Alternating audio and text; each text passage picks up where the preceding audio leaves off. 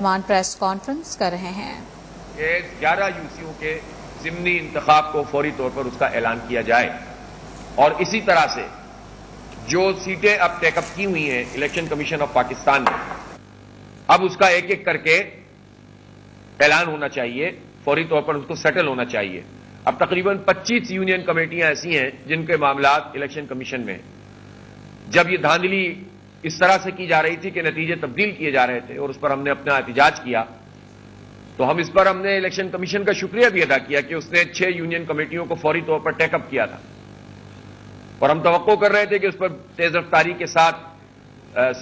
جو ہے وہ سماعت ہوگی۔ لیکن بہرحال جو پروسیس ہے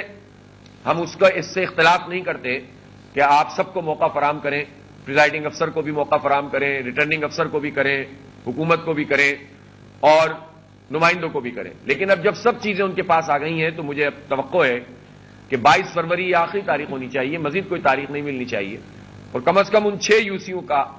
تو آپ فوری طور پر فیصلہ کریں، جس کی تمام تر چیزیں الحمدللہ ہمارے پاس موجود ہیں اور ہم نے جمع کرائی ہوئی ہیں۔ چونکہ اس پورے عرصے سے فائدہ اٹھا کر بھی حکومت اور آروز اپنی اس دھاندلی کو مزید مضبوط کر رہے ہوتے ہیں۔ ہم سب جانتے ہیں اس بات کو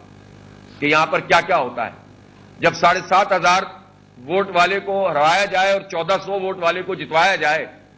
تو اس کا انتظام بھی یہ لوگ کرتے ہیں کہ کس کے بیلٹ جو ہے وہ بکسے سے نکال دینے تھیلے میں سے اور کس کے ڈال دینے، چونکہ سارا نظام ان کے ہاتھ میں ہے۔ اب اگر ہولڈ ہوا ہے تو مجھے توقع ہے کہ یہ سب چیزیں منگا لی ہوں گی الیکشن کمیشن آف پاکستان نے۔ بہرحال یہ جتنی بھی چوری کریں گے چوری تو پکڑی جائے گی، اس لیے کہ ہمارے پاس فارم 11 بھی موجود ہے، فارم 12 بھی موجود ہے، اور اس کی روشنی میں الیکشن کمیشن کو بروقت فیصلہ کر کے نتائج کا اعلان کرنا چاہیے۔ اور اسی طرح سے جو باقی 19 یوسیاں ہیں، اب ظاہر ہوا یہ تھا کہ جب پیپلز پارٹی نے جو یوسیوں میں جو کچھ بھی کیا اس پر شکایات ہوئی تو پیپلز پارٹی نے بھی دائر کر دی ہیں تقریباً 8-9 یوسیوں کے اوپر شکایات، جس میں سے 6-7 پی ٹی آئی کی جیتی ہوئی نشستوں پر ہیں، 1-2 ہماری پر ہیں۔ اسی طرح پی ٹی آئی نے بہت ساری نشستیں پیپلز پارٹی کے حوالے سے دائر کی ہوئی ہیں۔ اب میرا خیال یہ ہے کہ اب الیکشن کمیشن کا یہ کام ہے کہ تیزی کے ساتھ سماعت کر کے چند دنوں میں اس مسئلے کو سیٹل ڈاؤن کیا جائے اور باقاعدہ پروسیس کو آگے بڑھایا جائے۔ لیکن اس پورے پروسیس کا کوئی تعلق 11 یونین کمیٹیوں کے ضمنی انتخاب سے نہیں ہے، اس کا اعلان میں کوئی رکاوٹ نہیں ہونی چاہیے۔ جب یہ رکاوٹ محسوس ہو رہی ہے تو اس سے لگ رہا ہے کہ کوئی انفلوئنس کر رہا ہے، اپنے انفلوئنس کو استعمال کر کے اگر الیکشن کمیشن کو روکا ہوا ہے تو یہ الیکشن کمیشن کی ساکھ کا مسئلہ ہے کہ وہ اپنے فیصلے کیا خود نہیں کر رہا،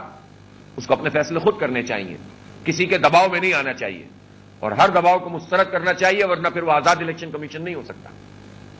اس لیے میں ان ساری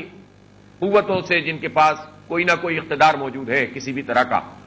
ان سے بھی یہ کہتا ہوں کہ اس طرح کی کسی چیز میں انوالو نہ ہو اور الیکشن کمیشن کو غیر جانبداری کے ساتھ فیصلہ کرنے دیں اور عوام کے حق میں فیصلہ کرنے دیں، جمہوریت کے حق میں فیصلہ کرنے دیں۔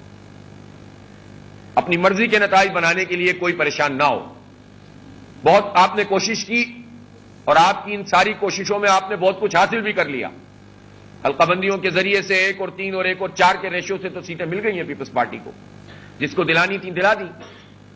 اب اس کے بعد 5 بجے کے بعد پہ تو رحم کریں نا ہمارے ہاتھ، اس کے بعد بھی جو نتیجہ آ گئے اس کو تو قبول کریں۔ کبھی فارم 11-12 میں ڈیلے، کبھی فارم اپینڈکس اے میں تبدیلی، کبھی 13-14 میں ڈیلے، اس کا مطلب تو پورے الیکشن پروسیس۔ کراچی میں امیر جماعت اسلامی کراچی حافظ نعیم الرحمان پریس کانفرنس کر رہے ہیں۔